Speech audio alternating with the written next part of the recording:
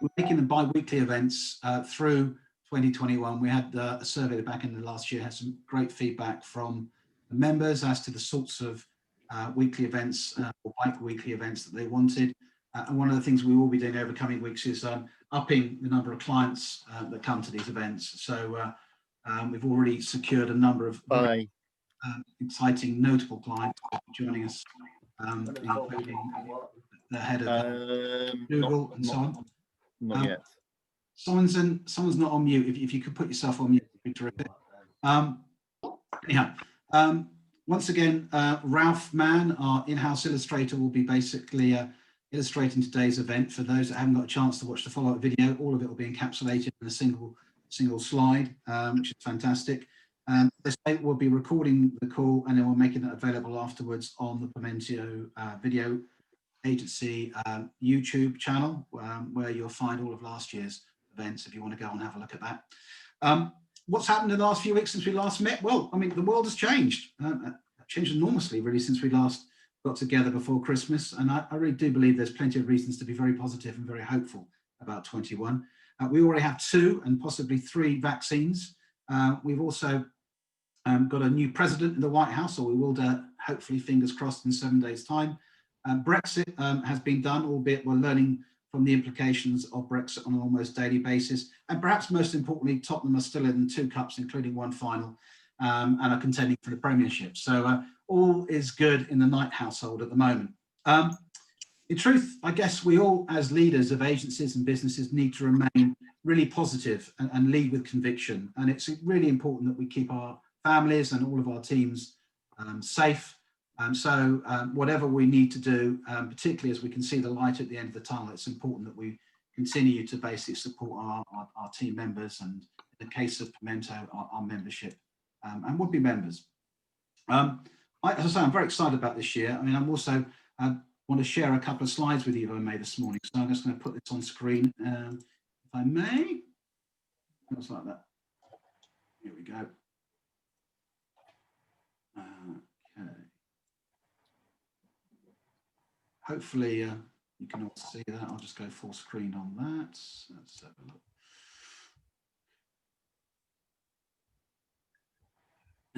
Okay, so in the last week, literally the last week, we put together an exciting, or we believe to be exciting, campaign with our friends at London Advertising. We've done that for a number of reasons, not least of which we're very positive about 2021, and we're very keen that we actually maximise the opportunity for our agencies, but equally too, we're conscious of the fact that there's a pent-up demand out there, and £100 million bounce back dividends for goods and services.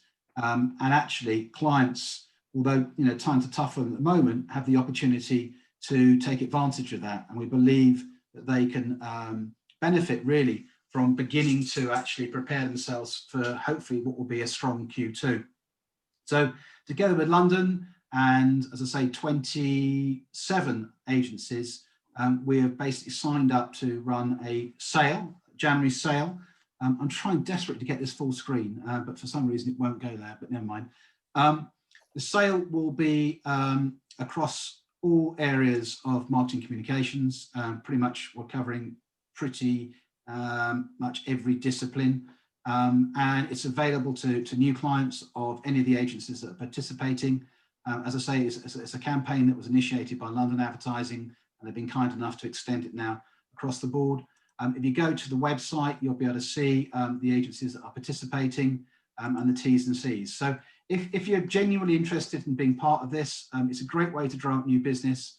It's a fantastic way, I think, to demonstrate we're committed to helping Britain bounce back and come back strongly in Q2. And as well as targeting 15,000 leads, which we've got on our database, 4,500 leads, which London have on their database, we'll be running a series of outbound campaigns across digital, social, outdoor, and we're hoping to get PR also. We've actually engaged a number of PR agencies to support us and help us there. So that's the good news.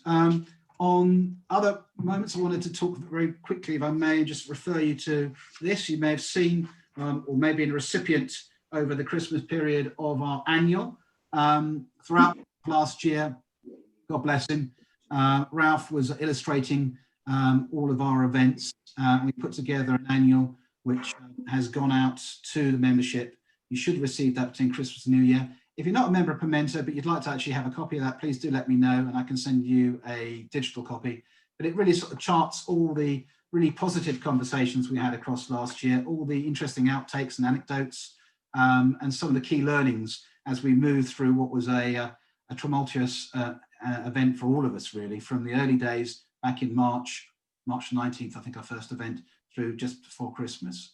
So if you'd like a copy of that, just do drop me a line. And as I say, if you're interested in getting involved in the sale, or you'd like a perspective on it, again, please do drop me a line.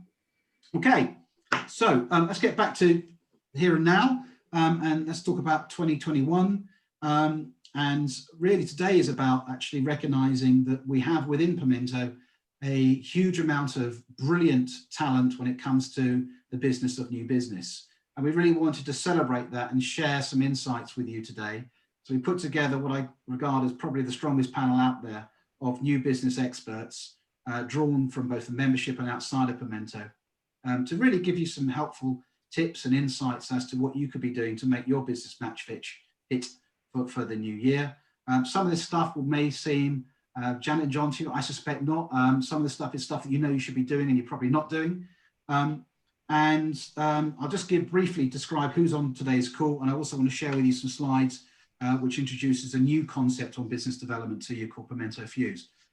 So first of all, we have Adam Graham with us, who's the founder and the MD of Grey Matters. Adam is a creative, very commercially focused new business and marketing specialist. He's driven by a deep desire to help B2B businesses, particularly marketing agencies, stand out and grow by building reputable brands. He's honed his craft over the last 15 years, having worked in new business consultancies and in-house for RAP, Visium, Isobar, as well as agency networks like Omnicom and Dentsu.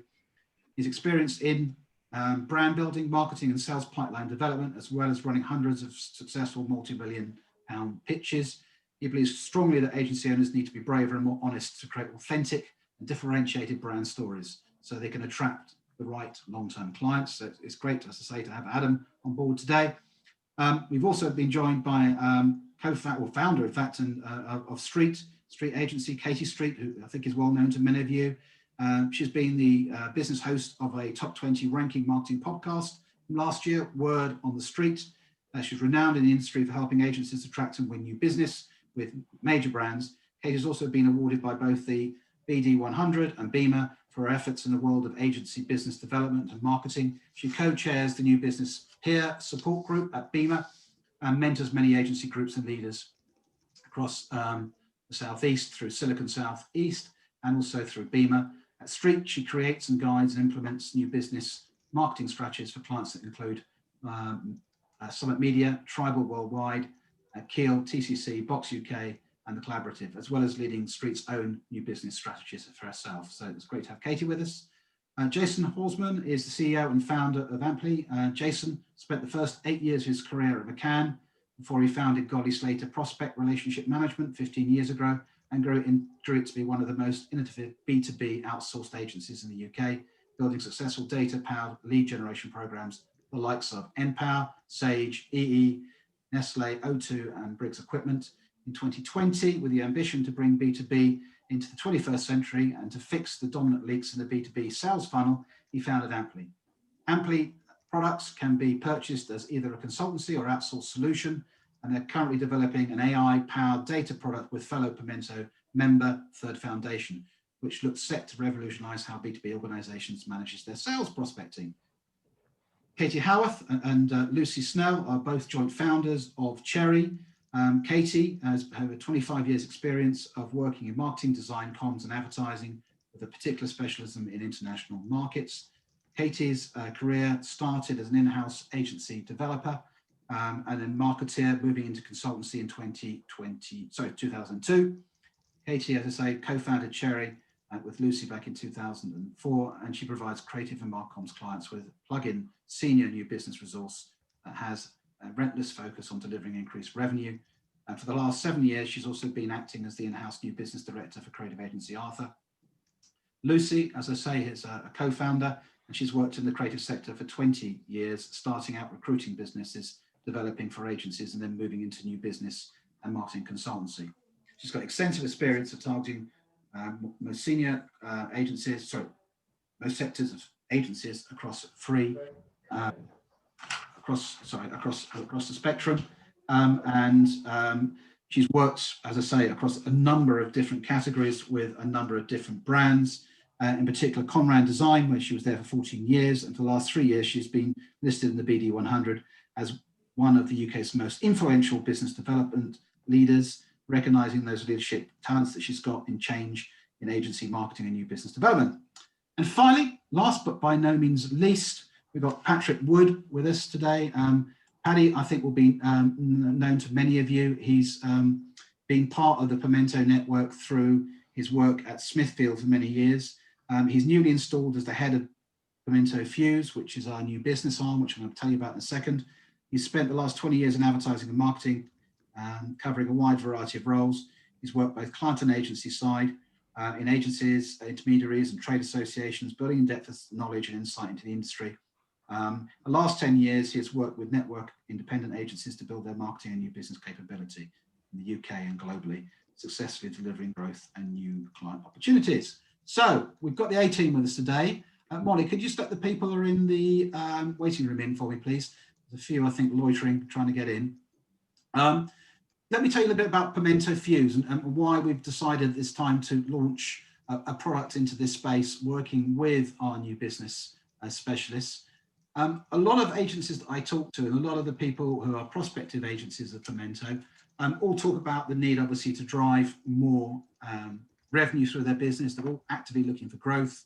And a great number of them, particularly the smaller agencies, just don't have the capacity, nor do they have the finance to be able to actually have a full-time head of new business. And indeed, many of you in the past, I'm sure, will have actually tried different approaches in terms of outsourcing cold calling, or you may have considered bringing in a new business expert. In truth, you know, a good new business director is going to cost your business somewhere in the region of, you know, 70 to 100,000 pounds a year. So it's an investment, and a lot of agencies really are just not in a position to be able to actually afford that amount of investment. Equally too, if you go for someone who's very junior, that's fine in terms of the administration and the lead management and the marketing, but ultimately, when it comes to selling your business, you do need that seniority. You do need people that really truly understand your business proposition and can articulate and sell it to prospective clients. So with that in mind, we did some research at the back end of last year, and in conjunction working with, as I say, our new business consultancies, we've come up with what we believe to be an interesting proposition. And it's designed really to give a price entry model whereby agencies, whatever size they are, can engage with really top talent to help them drive their new business strategy from as little as £750 a day. Now, that's still an investment, we appreciate that, but actually 2 or 3 days a month could revolutionize the way you go about actually driving business performance. And in many cases, we suspect where you have got new business people in place, we can actually support them in their activities and bring new ideas to boot. And we position it very much as it's Pimento for agencies. So in the same way as we create bespoke teams to support our clients, we've essentially taken a leaf from our own book and put together a proposition that brings together strategy with a full marketing and tech stack, and then obviously the ability to be able to implement should you need us to do that. And in the implementational area, we're able to do that by working with a number of the people that sit within Pimento in terms of the agencies that are able to offer, be it SEO capabilities, outbound automation, whatever it happens to be. We are surrounded by talent that sits within Pimento that could be molded into a team to support your new business growth. Okay.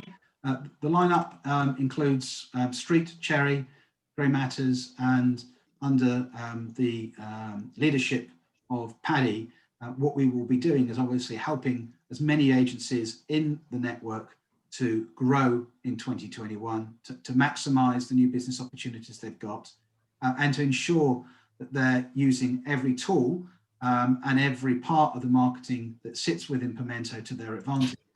And if you look at some of the services that we already have within the network, and they're growing on a daily basis, we have, specialist practitioners in every area that you as an agency could need to drive your marketing forward. Now, clearly, some of this stuff you can do yourself.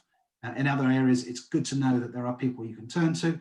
And that's really the concept in a nutshell, which is basically using the talent we have to grow the strategy and executing through the partners we have within Pimento under the leadership of Paddy. And as I say, it's a low-cost model. It's designed to help agencies at this time. And if you're at all interested in that concept, want to find out a little bit more, then please have a chat with Paddy. He's only too keen to obviously get this going. This doesn't negate the work that we do within Pimento on a daily basis with the partner directors, nor does it negate all the outbound communications like the sale that we're doing at the moment to drive interest across the network and to bring business into all of you. That will continue regardless. So enough of me. I've taken up far too much time. I really want to hand over now, if I may, to Paddy, and I will leave him to conduct the rest of the session. So thank you, Ezekate, for joining us. Thank you, Stephen. Panelists, can you just unmute yourself, please? Just otherwise I'll be speaking and no one else will be here listening to you guys. Thanks, Stephen. We have a great cracking panel lineup and a jam-packed agenda. I think we've got about I'm going to try and cover it in about 35 minutes and leave some questions at the end. The first question I think is I'm going to pass it over to Adam, which is, Stephen talked about all the different models around you running your business, whether it's in-house, outsourced, or a hybrid side of things. In your opinion, why should agencies look to hire a new business agency, new business consultant, really to help them in their journey? Yeah, hi, thanks, Paddy, and thanks for the intro. So I think, when you're looking at whether or not you need a consultant or a new biz agency, ultimately the flagging, the triggers should be, if you're struggling with new business, if you're lacking leads, if inbound's low, or they're not the right type of leads that you want to be winning. If everything seems a bit last minute or you're not converting, they're kind of the key triggers as to why you might look for external help. And I think the first step is really identifying the problem. So, people talk about, new biz agencies, new biz consultants, but what do we mean by new business? And I think within that, you could be struggling with help, it might need help in your positioning, it might be qualifying, it might be marketing, it might be lead gen, it might be conversion. These are all very broad skill sets. And, depending on the person and agency you're talking to, different consultants will have strengths in different areas. So I think the first step for everyone is identifying what the problem is within new business. It's not just a new biz problem, it's what within new business is the problem. And working with, and someone like an external consultant can obviously bring you that external perspective, bring that honesty, bring some home truths. And also they know what kind of excellent looks like in terms of new biz.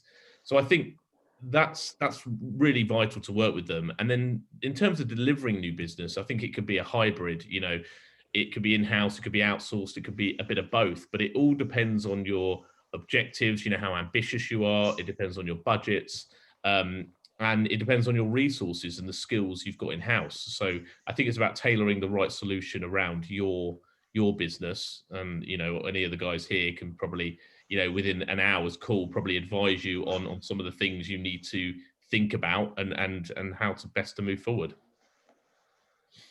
Brilliant. Thank you, Adam. I think I completely agree. And so Katie and Lucy, the show team, there's so many Katies on this call. I think if I get confused, please I apologise. I'm going to call you the cherry team. Please do. KTH forever. I'm sure Katie's the same. When I was at school, plethora of Katies. So I'm very familiar with KTH or other riffs on that. That's fine. Fantastic. Thank you. Do you have any additional thoughts around the reason and the need around new business agencies? Yeah, I think it partly depends as well. As Adam says, agree with everything he's just said. And I think it very much depends on what you need. I also think that the new business consultant world, since Lucy and I launched, is hugely changed. And I think there are a range of different type of new business developers that you can work with as consultants these days that perhaps just weren't available then. And I think that's brilliant to have more experienced practitioners, as we've got on the call today, because the problem is with new business, you're asking people to have a very diverse range of skills. And I think sometimes that's where agencies come a little bit unstuck, and kind of echoes what you were saying, Paddy. You know, you're asking somebody to be a great strategist, to be brilliant at rapport, to be a good researcher. You know, there's just an account manager, a project manager, the list is quite endless. So I think it's about understanding what the issues are and working out how you can best resource it. And I think, you know, in my career, I think we've all heard a lot of horror stories about very expensive hires that don't come through. And that's a slightly different element of the question.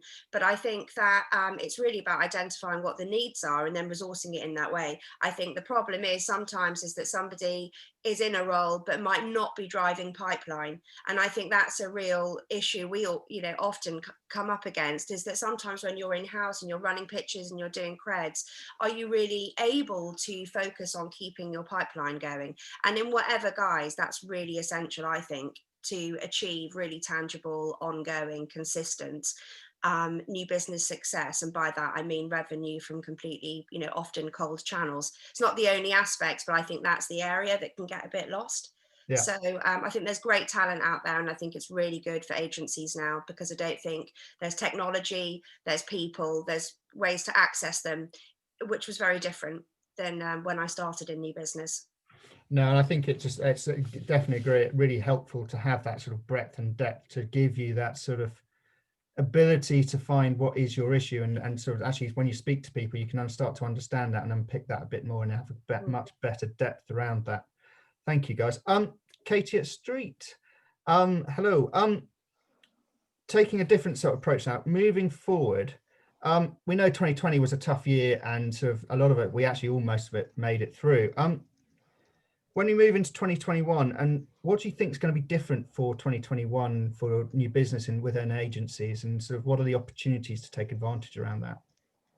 Oh, tough question. Sorry. No, I like a tough question and I will answer it. But what I want to map back to, and it probably does start to answer this question as well, is your previous question. And I think both Adam and Katie, we'll call you Katie number one, Katie, because I'm on second, so you get number one spot. But one of the things that we always get approached by, and I'm sure all of you as agencies will have this, and I, you know, pre having, you know, Street and running new business for agencies, I was new biz director at, you know, lots of very well known, you know, large networked and independent agencies. And actually, you know, what we think as a new biz director or an agency, I just need more leads. You know, if I can get the leads, then I'll convert them. So I think, you know, probably a lot of you listening to this are just thinking, I need some kind of lead gen, cold calling, you know, solution that's going to fill my pipeline and that's going to solve all the problems I have. Unfortunately, it does not. And I can tell you that hand on heart from having done it, and I won't name and shame, but, you know, having recruited some of, you know, the well-known, you know, industry new biz lead gen companies, that if that first piece that, you know, Adam was certainly referencing, you know, where you're looking at what your customers' needs are, your value proposition, what your marketing messaging should be, you're not going to attract the right leads and start the right conversations in the first place. So although everyone wants to move really quickly onto, yeah, I just need meetings, I need them now, do not forget to do that first piece, because if you don't do it, the whole thing falls flat on its face and it will fail and you won't have a good strategy. So I know lots of you out there will be thinking, I just need leads, get your strategy right. And that would be the biggest thing that I could advise you to do, because then whether you do it in-house or you outsource it, you know, you're going to have a much better cut through. So really take that time to understand, you know, who your consumers are and what their needs are. And I guess that moves into your question about what do I think needs to change in 2021. In terms of what I think we need to do, I don't actually think things have changed, you know, dramatically. You still need to be putting out great content. Of course, you know, webinars are a lot more popular than they once were. And I know that a lot of people talk about webinar fatigue, but, you know, now we're back in lockdown.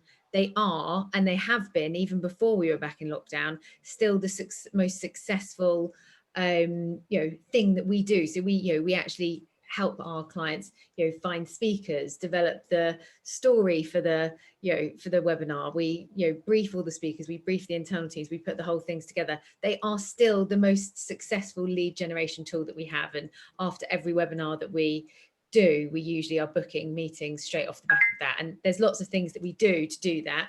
But I think it's having, 2021, have a plan, understand your audience's needs and what their biggest problems are, and make sure that you're putting out messaging, content, webinars, podcasts, I do all of them, whatever, whichever one you think is right for your audience, and make sure it's helpful and it's talking directly to help solve the problems that they have. There's some great agencies out there. I had a call, I don't know if Jonathan Sands is on here, but Jonathan and I are good friends, and he introduced me to the head of new biz at And Digital, who's going to be on my podcast soon. But they've grown in the last, they've been one of the fastest growing digital agencies out there, but just in the past 4 years, they've grown from 100 staff to 800 staff. And the key reason I believe that they have done that, and when I work with really successful agencies, it's pretty much always the same, is that they've got something that's unique. So their key message is, we are going to make ourselves indispensable. We're going to teach you everything you need to know to do this yourselves. No other agency does that because we all want to keep hold of them. That's what clients want, and they're talking directly to it. So understand what your clients want and talk to that need. That would be my biggest number one tip for 2021. Brilliant. Thank you, Katie. Adam, do you have anything else to add to that? I think, well, I was going to add, I think, although nothing's changed, I think we've changed. I think we are more digitally savvy and more accepting of this normal that we're now in. And I think obviously we are, without face-to-face, without networking, we've lost a huge part of what was possible in new business to sort of build relationships with people. And it's made everything digital. So we now, I think that this year there's going to be a big shift to technology. I think, for the last few years, we talked about CRM systems and things like that. I think that's just the basic level of what you need. I think we need to have more integrated systems. We need better data capture. And I think funneling people through sort of a digital journey is something that we're all going to have to learn a little bit more and quicker, because we were probably a bit more used to the analog way of things. And we can't do that right now. So we have to get our digital in place. And I think with that comes the complications of kind of saturation and sort of LinkedIn and digital channels getting completely bombarded. And I just think everyone's going down the same routes now because there's less channels available to us. So getting cut through becomes even harder. And like, as Katie said, there's even more webinars. Everyone's doing a webinar. By the end of December, we're all, completely exhausted from webinars, but we don't have many other options to us. So I think it's the challenge is for all of us to come up with new creative solutions and ways of getting cut through, using these channels more creatively. But you're going to have no chance in hell if you haven't defined your proposition, defined your niche, and actually have something of value to say, because that's where it's got to stem from. And then you can sort of work out how you're going to take that to market. Thanks, Adam. I think I completely agree. Value is key, and sort of clients, you just don't want to chuck them stuff that just has no relevance to them. I think that's key. But it's a great segue into the next question for Jason. Jason, there's some great sort of stuff going on around that sort of data and AI, and that sort of need to understand that sort of the emerging technology trends and how you can really understand sort of that sort of the client and where they are and their intent side of things. And Jason and I were talking the other day about sort of intent marketing and intent sort of data. And I think Jason's probably best at describing your words and the ability and the opportunities around sort of emerging trends and emerging technologies that's going to help that B2B sales side of things as well. Yeah, thanks, Paddy, and good morning to everyone. I think, there are some clear trends emerging already from the conversations we've had with our clients this year so far, which is demonstrating really that field sales teams are almost disbanding completely. Inside sales teams are getting put under even more pressure as a result. I think the combination of businesses getting used to the savings that last year brought has come over into this year. And I think it's a clear sign that the field sales rep have of the past of yesteryear is long gone. But I think the biggest trend, going on to Paddy's point, the biggest trend we're finding with our clients and the B2B sales segment in general really is really a continuation of what we've seen in the last few years, which is that the B2B buyer actually knows more about you than you know about them. And B2B organizations are continuing to not do anything in a hurry to change this. And that's actually because organizations are not investing in data and insight and putting it at the heart of their sales and marketing strategy. And I think that's something which we as agencies and from a new business perspective really need to pick up on and get tuned into, is that, you know, data and insight now is more important than ever. And as Paddy said, some of the things we can do and some of the things we're exploring with Ampli around AI model data and intent data is really starting to open up what is possible. But one of the things that, you know, coming from a big agency background like myself, I think the data is always, you know, the agency world is not used, it's like any B2B company, we're still not using data to its full potential. And, you know, to Adam's point about doing things differently and being smarter and using the tools we've got, you know, data is actually something, you know, you don't need to go into an office for or to go to an event. These are tools and things we can do remotely and really use it to our advantage. So I think that kind of that point around the B2B buyer knowing more about you than you know about them is really powerful. And I think that's what we should be picking up on from an agency new business perspective. Brilliant. Thank you, Jason. Katie and Lucy, back to you guys. Now, in terms of, so we talked about the key to having your marketing strategy, your marketing brand sort of all aligned. Culture is part of that. And culture is becoming, it's very hard for culture to stay aligned when you're working remotely and sort of from home, but it also, if your culture is not aligned, it makes it harder to get that culture across to clients and prospective clients. Have you got any sort of thoughts around sort of how you can make sure your culture is right to help you attract the clients that you want as well?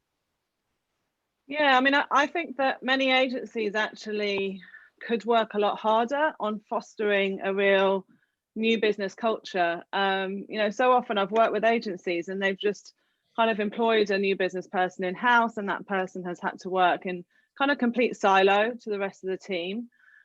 Or they hire a new business person, a consultant, and kind of just expect them to get on with the job, which is what we're there for. But the more that you can foster like a really strong, you know, new business culture internally, the better the agency is going to be in terms of winning new clients. So just simple things like having kind of a weekly new business status meeting where you share with the whole agency team, you know, the wins, the losses, and celebrate everybody. So if a lead came in from someone having a, you know, quick conversation with somebody and then it was passed on to the new business team, just make sure that everybody is getting recognized for that, and have incentives as well within the agency to encourage people to spot opportunities and look for leads. But I think as well, in terms of, you know, agency culture is often agencies think that clients know all about us and care about us. I think someone needs to mute. Or I'll shout a bit louder. Sorry. But often it's actually, you know, clients don't really care that much about agencies. They don't know really about a lot of our agencies. They actually care more about themselves. But it's about, you know, people, we always know that people buy people. So they do want to see kind of personality behind the agency.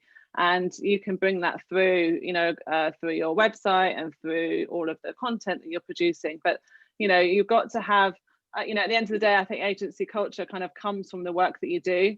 And if you do brilliant, great creative work, then your agency team are going to be, you know, much more happy to kind of sing and talk about you than if you don't. So that's kind of where it stems from. But I think, you know, agency, trying to foster a new business culture within the agency is really, really important, and it'll make the new business person's job a lot easier. Yeah, and just to build on that, I think Lucy's so right. New business can really be an island, a lone wolf, somebody that's really just getting on with it, harassing people for content, generally being a bit of a pain in the neck to group account directors and others who are delivering the work. And I think there's a couple of things. There's one about new business, your team and the culture, maybe having a space at leadership. I think that's very effective, where senior new business team have a place on board. Because really new business is also about commercial performance of the agency, and I think sometimes those things can be a bit disconnected depending on sort of how you're resourcing things. I also think Lucy's absolutely right in the sense that in a way it's really clients care much less about agency brands than we think they do. And, I agree with Katie's sort of consistent point around sort of solving, not selling, loving the picture behind you, because that's what they care about, isn't it, clients? They're coming to you for your expertise, because you're able to help them with problems, because you can demonstrate that you're better than that.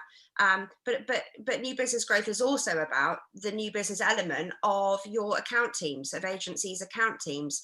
How is that structured? Is that structured in an entrepreneurial way to get those people excited about building accounts, growing business, working their network? I see clients doing very well now are clients who are kind of really working their network of contacts, and having a process to check in as an agency to make sure that there's things happening and roles and responsibilities aligned. So it's getting everyone excited about business, giving them a role, and trying to give them a bit more of a place at the top table depending on how you're resourcing things. Because I think when people feel empowered, they feel really excited about that and they want to go forth. And that kind of spirit is extremely helpful with new business. Patrick, can I just interject Yeah. very quickly? Because I'm going to be really controversial now, because one of the things, ladies, that you said, unfortunately, I fundamentally disagree with, is that clients don't care about the agency's culture. I mean, I'm very lucky. They didn't care about that. So they didn't care about agencies' brands as much as we think they do. See, I would disagree with that, because I mean, well, one, I'm lucky to host a podcast and speak to lots of clients, but more so than ever, larger businesses and smaller businesses. Recently, any of you that have listened to my podcast would have heard the podcast from Kind. Of course, they care about the values of the agent. That is actually more important to them as a company.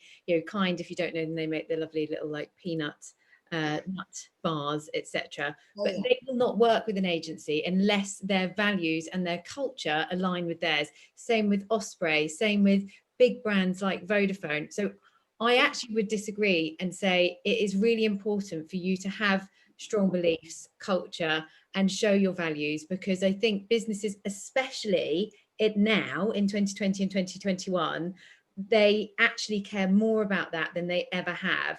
And they can't, they won't, if there's an agency that's doing that better than you, then that could be the thing that loses you the pitch. So I don't disagree with everything you're saying, but that one thing I would say is actually really important, and with the current environment, more important than ever. I think it's important to have that. I suppose what I'm more talking about, to be more precise then, because I hear what you're saying. I think I've seen a lot of money wasted at agencies effectively trying to come up with a more sexy comms wrapper. So I completely agree with you that it needs to be. It wouldn't the ideal be that they've done the whole Simon Sinek on themselves. They've done the kind of brand work they would do for a client and applied it to themselves. But what I see in the reality of agency new business is that's absolutely the gold standard. And perhaps doing it for 20 years in consultancy, I'm like, I've sold the gold standard so many times. But then it's about what can they actually deliver, and it really depends. Like, this is quite a nuanced point, because it's very different if you're a bigger agency, or depending on what you do, depending on who you're targeting. So like I think we all know that agencies need to talk diversity. There are certain topics and areas of business they really need to make sure they've got that pinned down, and that's not what I'm talking about. I guess what I'm saying is, don't chase your tail playing word bingo, coming up with something that you think's incredible, because often your expertise and what you're a ninja at broadly probably hasn't changed unless you're in a market where tech or other advancements have changed. And I completely agree with you, Katie. I think you've got to then, I totally agree with your point around rigor, around really understanding your audience, because we should all be customer centric, whatever you're doing. If you're a brand, if you're an agency, you look at your customer and you build your product and service offering around that customer. Totally agree with that. And if you were pitching to Lloyd's right now and you didn't, try to talk to them about how to diversify their organization, you would fall flat on your face. That's absolutely right. I guess sometimes Lucy and I are familiar with briefs where they give the new business activation a very small slither at the end of their very expensive brand process. And it can just be very upsetting not to see them get the commercial reality out of that, which is, do you know what, this looks good. I think it's good enough, satisficing basically, because often you'll see an idea sit in an agency for like a year and nothing happens because things are bottlenecked with their leadership. So I think it's really depending on the agency, depending on where they see growth, what that target audience looks like. Because I think we're very aligned on that. It's about the customer. And for some customers, you're absolutely right. If they didn't have the right X, Y, Z, that would just fall flat on its face. And it's equally with prospecting and developing a sales pipeline. You have to have a strong new business value proposition. And I believe everybody on this call strategically would be able to work with agencies to do that. We would never advocate cold calling or lead generation in that way, because we just don't think it's effective. So everything you kind of said earlier, I agree with. It's like a baked in given. You have to know, who you're targeting, really understand them and work back from there. Katie, Katie and Katie, thank you very much. I think it's a really interesting discussion. There's a great question from Tina actually, which is, do the panel think that agencies don't invest in new business enough? She's not seeing enough big new business names and agencies that there used to be. Should agencies be investing more in this area and doing so now? I'm going to pass it to Adam. Yeah. Thanks, and I know sort of Tina's perspective there, so it doesn't surprise me the question. But I think I think my answer on that in terms of it is, the investment is not enough. I think agencies tend to get away with the bare minimum. That's how they look at it. Like, what can we get away with? Can we just get a junior? Can we just invest $1,000 a month, $2,000? And I'd say investing is probably the wrong word, because it's not an investment really, is it? It's a cost. They're like, oh God, we've got to spend this money. And I don't think if it was seen as a proper investment, I think people might sort of set out a budget. Like, how many people have a new business budget? Very little. How many people sit down and think, right, this is what we're going to invest in order to get this level of ROI? And I think when you look at investment, it's also thinking long term. It's like, because often the results don't come instantly with new business, as we all know. And so there's no point investing for a month or 3. You've got to start thinking 6, a year and beyond. Like when we work with a client, we're thinking about the next 5 years, and it changes your mindset entirely about how you go about new business. And the last thing I'll say about investment is that it's not just a financial investment. I think people completely underestimate the mental capacity and the time required, and it needed to be invested in new business. So it's not just about chucking money at the problem. It's, if you're coming up with a proposition, well, that needs the founders to really, scratch their heads to think about why they started this agency. What's their backstory? What's the journey that they want to take people on? What's their mission?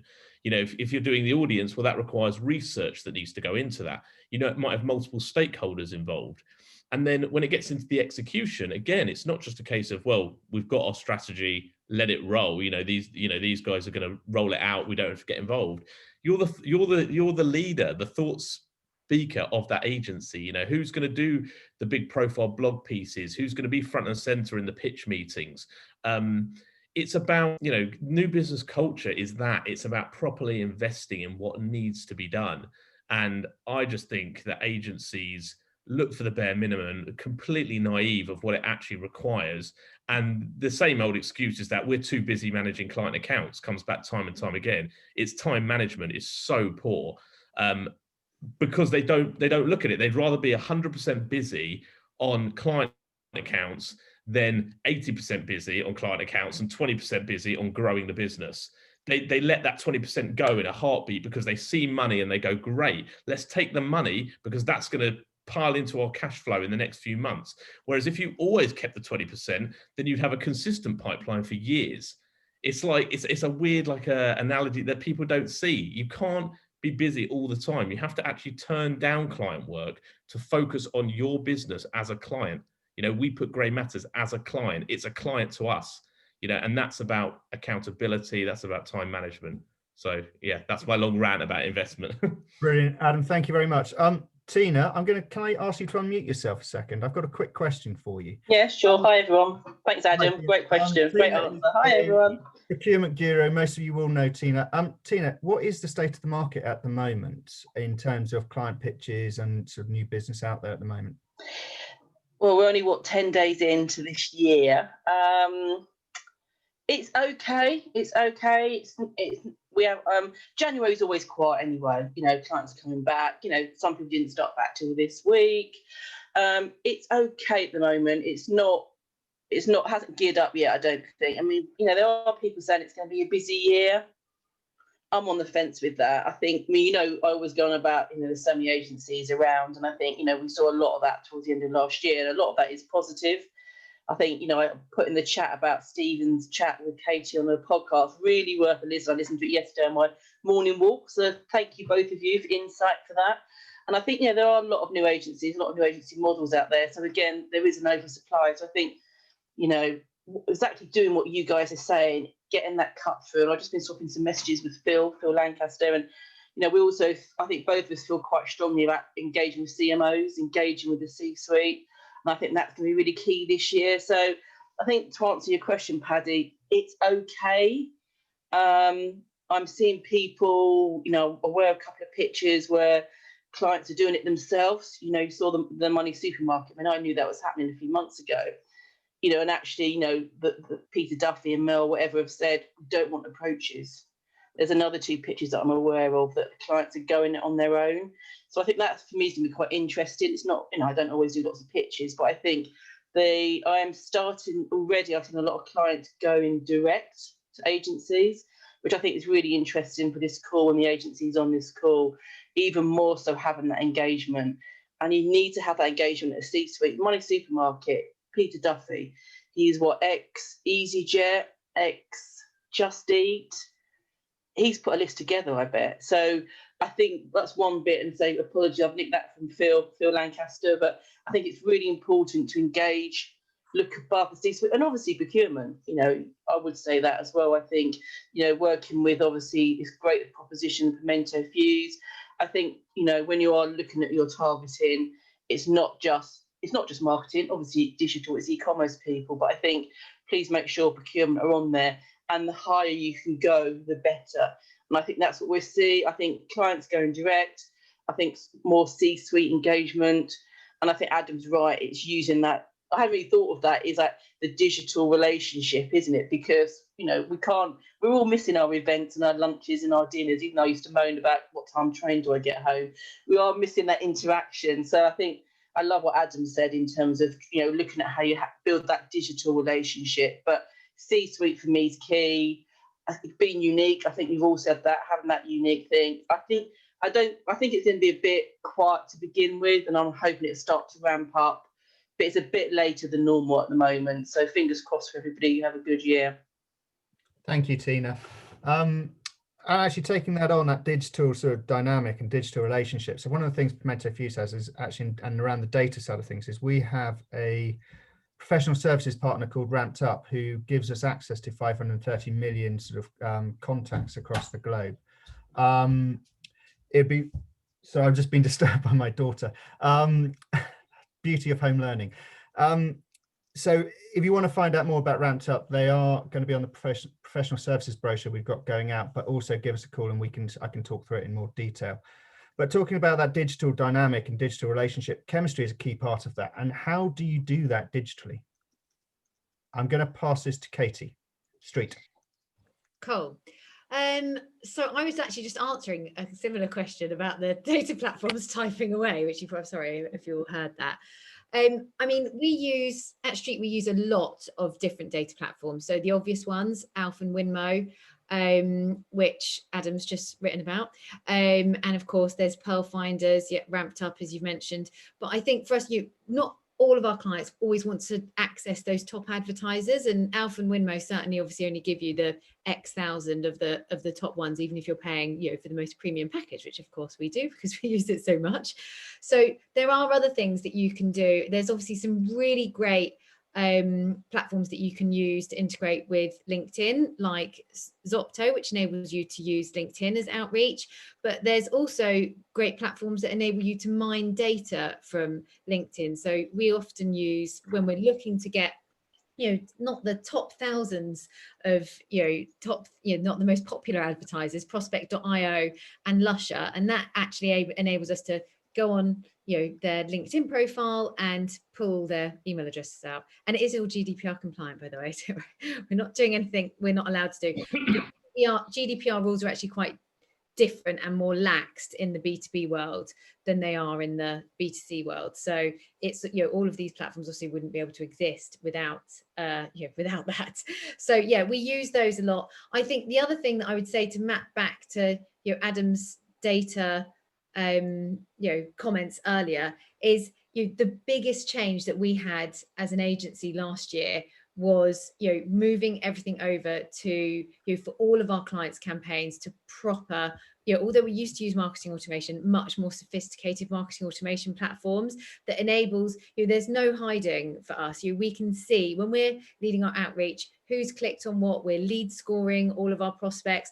We share that in reports with our clients so you can see exactly who's clicked on what content they've engaged with, which content therefore is working, so that we can then, you know, evolve and change our marketing content and make sure that it's more pointy and we're learning from the interactions that we're getting. So the biggest thing that I would advise, and the platform we use, and in fact, I think Adam, you've just started using it as well, is Coolia.ma.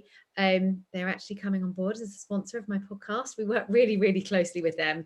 I'm not, you know, I can't talk highly enough about the Coolia platform. They do actually have some specific agency BD packages as well, which are really cheap to access. I know that you guys also have an email automation partner, Patrick, so I don't want to tread on their toes. There are others out there, but it's just the ones, you know, that we have worked really closely with that works really well. But that's one of the biggest changes, and probably the thing that organizes all of our data and ties everything together. You know, we obviously run everything through Never Bounce before we put it in, so we can make sure we've got clean data and our email automation system is, you know, working beautifully and we're not spamming people. But yeah, that is probably, you know, get some good data sources. You know, Prospect.io and either Winmo or Alf would be a really great starting point if you want to do this yourself, and purchase a marketing automation system. Brilliant. Thank you, guys. I'm conscious that we're running out of time, so thank you very much. In terms of, I'm opening up to the whole panel very quickly. What one bit of advice would you give for an agency to succeed in new business? And then I'll open it up to the floor. I'm going to start with Lucy. Thank you. Well, I think, yeah, for new business, my one, if you just want one word, my one word would be consistency. I just think that if you start with new business, you're always going to find it very difficult. You're just going to have an uphill battle. I think if you can be consistent, even if you're, you know, I recommend this even for really small and tiny micro agencies. I know there was a question on the chat from Rebecca about, you know, should the strategy be any different for freelancers and startup agencies? If you can just be consistent, and if you can't hire a new business person, you have to do it yourself, just be consistent in approaching, you know, even just one new person a week or one new person every day, then that will in time reap results. And if you can be consistent with your content and in your blogging or being on LinkedIn, then that in turn will raise the profile of yourself and of your agency brand. So for me, consistency, but I can, if you want more words, I can carry on. No, There's lots more. Thank you, Lucy. That's great. From your perspective as well, sort of top thing for 2021. I didn't hear who you were asking. Sorry, I asked Jason. Sorry.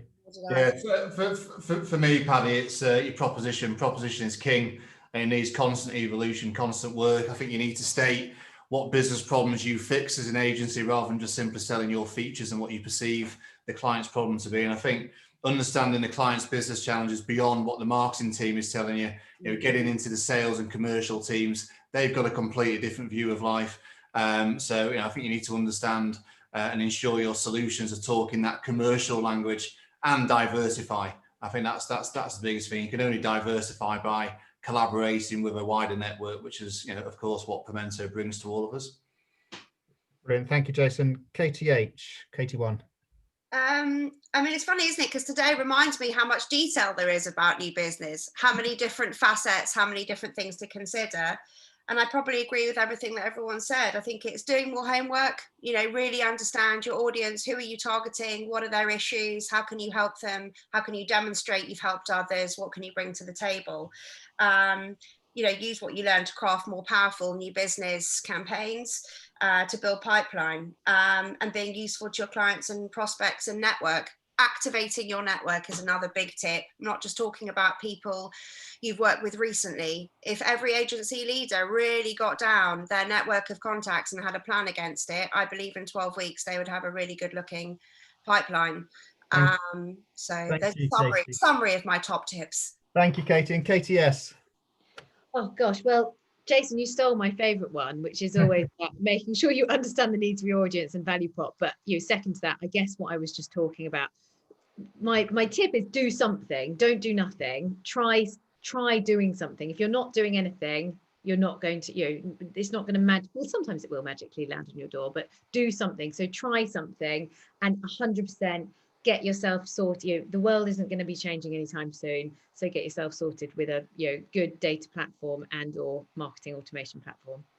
Brilliant. Adam, I started with you. I'm going to finish with you. Thank you very much. Adam, what were your thoughts, tips? Thanks, Paddy. Yeah, I think just building on Jason's point and proposition, the thing I would say is about be brave enough to niche. I think we've managed to go a whole new business call without mentioning the word niche, unbelievably. But I think so many agencies are so scared to niche down and focus on a particular audience or a challenge or a whatever sector or whatever it might be, however you want to define your niche. There's many different ways.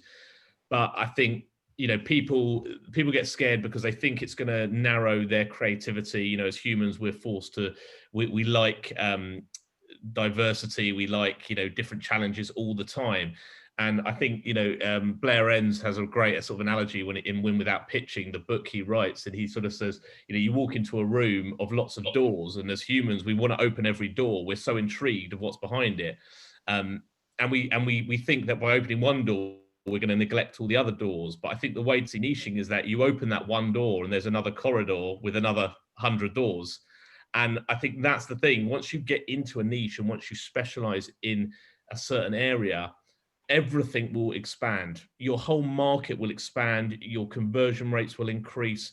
You'll get deeper insights into an audience, and you'll be able to build a whole new business strategy around it. Your whole lives will become so much easier. So again, it's like you got to step through to the other side of Pandora's box or whatever the hell I'm talking about. But you've just got to sort of get through that piece and just see that it's not limiting to niche. There's actually a bigger opportunity on the other side. So yeah, that's my tip. Brilliant. Adam, thank you very much, guys. Stephen, have we got time to open up to the floor, or? In truth, we've done it again, haven't we? We've run out of time. But what I would say is please, because it's been a really fascinating conversation and a good debate today.